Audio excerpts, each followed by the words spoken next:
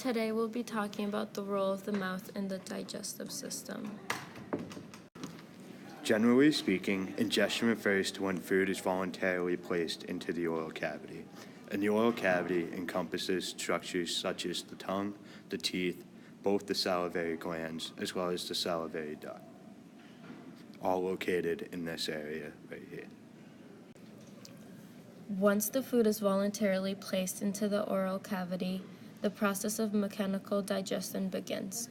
Mastication or chewing is conducted by the teeth and mixing movements from the tongue. The cheeks and closed lips hold food between the teeth.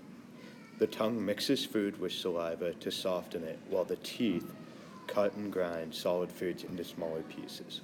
Mastication is partly voluntary and partly reflexive. We voluntarily put the food into our mouths and contract the muscles that close our jaws.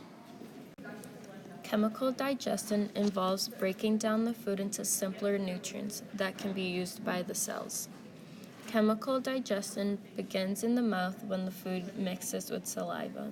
Saliva contains an enzyme called amylase that begins the breakdown of carbohydrates.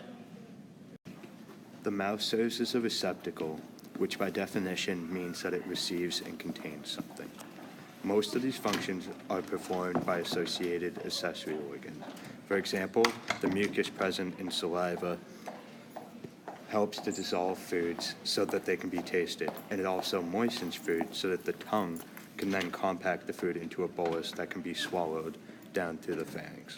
The saliva also plays an important role as it cleanses and lubricates the entirety of the oral cavity as well as the teeth.